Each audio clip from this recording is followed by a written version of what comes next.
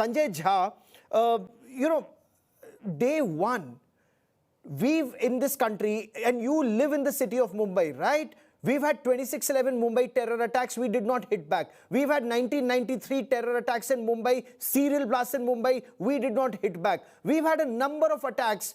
This is the first time that Pakistan was hit in Punjab province, in Muridke, in Bahawalpur. 9 terror camps destroyed, taken out, 100+ terrorists killed. Pakistanis are crying. But then they say India ki defeat hui, our own leaders say India was defeated on day one. Sir, how does this add up? Does Prithviraj Chavan or the Congress party not see Muridke and Bahawalpur being hit for the first time ever? Gaurav, give me again adequate time. I won't take too long.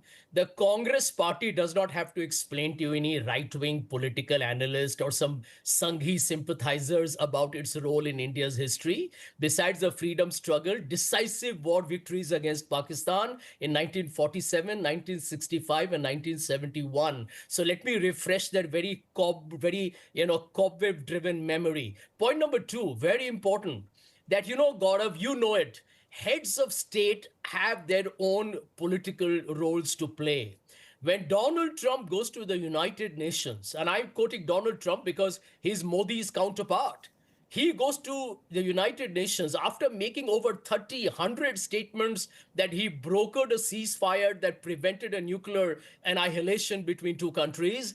He said that 7 big, beautiful jets were brought down. Did you hear India's Prime Minister contradict him?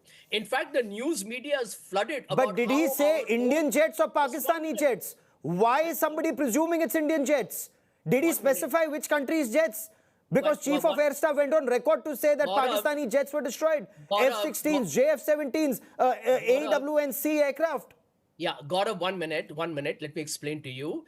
I said big, beautiful jets. I didn't say which country. It could have been 3, 4, or whichever country. That is not the point. The point is that the Indian government, and I've read the US Congress report, redacted paragraph as well. The Indian government, particularly India's Prime Minister, has been very, very circumspect, if not altogether silent, on taking on Mr. Donald Trump. That's exactly the reason why there is a lot of obfuscation and the narrative war has been actually dominated by Pakistan.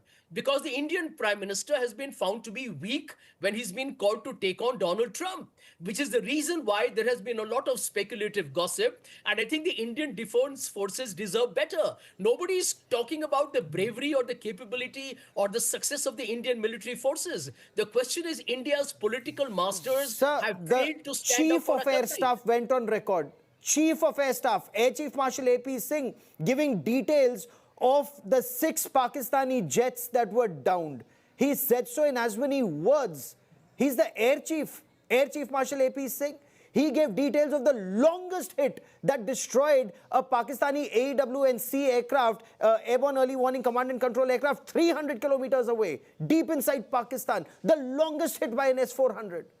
But then we say it's India's defeat. But the very pertinent point made by Sanjay Jha to Hinsina is India losing the narrative war, because even the air chief spoke months later. The narrative, Pakistan ran away with it from day one, saying what it said even in 1965, incidentally, we have downed 6 Indian jets on day one. That's their narrative, that's their template. And BJP or the government has learned nothing from that template. You know, Gaurav,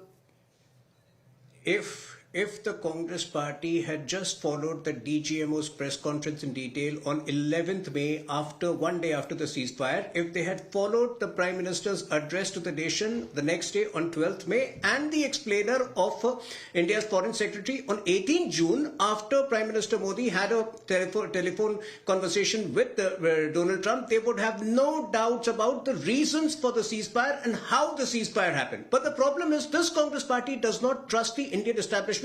The Indian government, Rahul Gandhi did not trust it during Doklam, when instead of reaching out to the defense minister, he reached out to the Chinese embassy. They don't tend to trust the Indian government. Insofar as the communication goes, please understand, Donald Trump has said many different things to many different countries.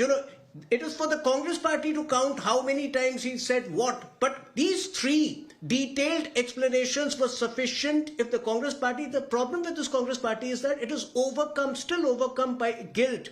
of its inaction over the last many decades. You know, it knows that it gave away 40,000 square kilometers of land to China. It knows that it could not react after any of the terror attacks between 2004 to 2014. It is their guilt which makes it very difficult to accept that now we have a government which takes decisive action, which more than compensates Before I for bring the in enemy Marshal action. This Kapoor, is something which the Congress party has not been able to I digest. want to bring in General Meston, and General Meston has been very patiently listening to this conversation. General, welcome. General Meston, you study military history, you analyze military operations, and in your appreciation, was Indian Air Force defeated on day one, as senior Congress leader and former Maharashtra Chief Minister Prithviraj Chavan claims? I'm very, very clear. Luckily, I was on Aaj channel the same very night when the operation happened. And thereafter, one was covering this in so many media channels. And I'm very clear, we had a total victory. The purpose of armed forces is very, very clear. In war, there are no runners-up. And the Indian armed forces has given a befitting reply and a befitting message and defeat to Pakistan armed forces. It was very, very clear. It was seen by the entire world. Narrative building is not defined by President Trump. As it is, we have heard what his chief of staff has stated. The chief of staff of Donald Trump in the White House, what has she stated about him? So narratives are defined by the Indian armed forces, and the political military objectives were established or set by the government of India, the present government of India, and that was executed in the most precise manner. Not day one. Coming on to day one's operation, I think we have executed it with such finish. There was no collateral damage. There are two wars going on today. Russia, Ukraine, and of course, Israel, Hamas is not over. We have seen the collateral damage done by in these two wars. Did India do any collateral damage? No. The 100 plus terrorists were killed in the first day of strike. Successful operations, total surprise achieved over the enemy. So I would say it was total victory. And who begged for the ceasefire? It is the Pakistan DGMO who asked for ceasefire. Yes, America was. And I will come to that. I will come to that in just a moment. You're absolutely right. So you're all on day 4. I'm staying on day 1. When it comes to the element of surprise, Marshal Kapoor, let's be fair. The Chinese satellite intelligence did give a heads up to Pakistan. The information that's coming out is even when our aircraft were forming up for their strikes, the Chinese satellites were warning them, forewarning and forearming the Pakistanis, and that is why reports seem to indicate that the Pakistanis also had, not to deny that India hit 9 targets successfully, including Muridke and Bahawalpur, but is there merit in the fact that Prithviraj Chavan mentions IEF was completely grounded, not a single aircraft was flying. If any aircraft had taken off from Gwalior, Batinda or Sirsa, there was high probability of it being shot down. How would you view this statement of Prithviraj Chavan? I get by saying that air operations are best left to the professionals. This discussion coming up 7 months after the Operation Sindoor is itself surprising. Absolutely surprising. If we were discussing next week after Operation Sindoor, this discussion, it was understood.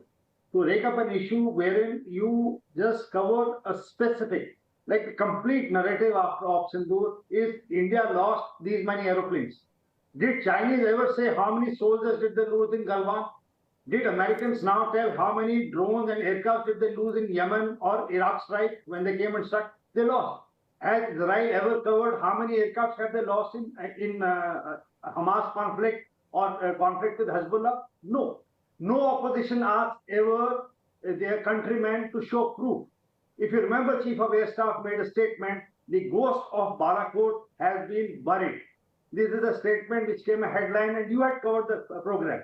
The ghost of Balakot is that any conflict which the Indian Armed Forces take, any conflict, be it Uri, be it after Balakot, the proof the surgical strike, Balakot and this, yes. So this time the armed forces went in with proof.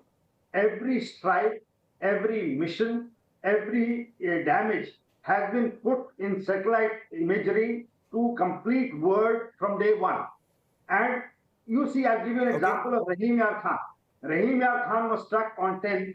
and that airfield has not come up till October. For Yes. 6 months to fill up a 19-feet crater in an international airfield of Pakistan, which operates military flights also, indicates the extent of damage that has been done. Now, it is a part of tactics that after strike we disperse. So, just to say that, we got scared and we could not fly, in my opinion, is not a correct statement. Okay, Sushant, Sareen, Pakistan wasn't just surprised, Pakistan was shocked it could be hit in its Punjab province, because that was Pakistan's red line. Not only was Pakistan's red line crossed, hitting them in Muridke and Bahawalpur, multiple air bases from Noor Khan to Sargodha to Rahim Yar Khan to Jacobabad to Bulari, Sindh, as you pointed out, they were targeted. Does that indicate India's defeat? So Gaurav, that's exactly the point I wanted to make. Look, the word that somebody who's, I don't know why he said that, but he's a former chief minister, for example. For somebody as senior as that to say that India was defeated. Now, the word defeated has a certain connotation. If India was defeated and our air force was totally finished on the very first day, in 30 minutes of conflict, as Prithviraj Chavan, the great military genius after Metternich, seems to have discovered, please ask him what happened 2 days later. The airfields that you're talking about India targeting, they were targeted by Indian aircraft. These were air to surface missiles, right? These were not fired from surface to surface. So Indian Air Force was dominating the air on the third day or the fourth day. How was that happening if India had already been defeated? If India had already been defeated on the very first day, how was Indian Air Force flying on the third and the fourth day? So yes, maybe some surprise was pulled by the Pakistanis as we pulled a surprise on them. And then we recalibrated. We understood what we always knew of a collusivity between China and Pakistan. But what was the extent of that? If you get to know, and then you recalibrate your strategy accordingly, you fix those gaps which were there, which you have now discovered, and you recoup and you regroup and you go and hit the bugger where it hurts him. What is the problem? Is that the defeat according to this great Maratha warrior? There were the Marathas who went up to the attack, and now you have Prithviraj Chavan. So it tells you what kind of, the depths to which things have fallen.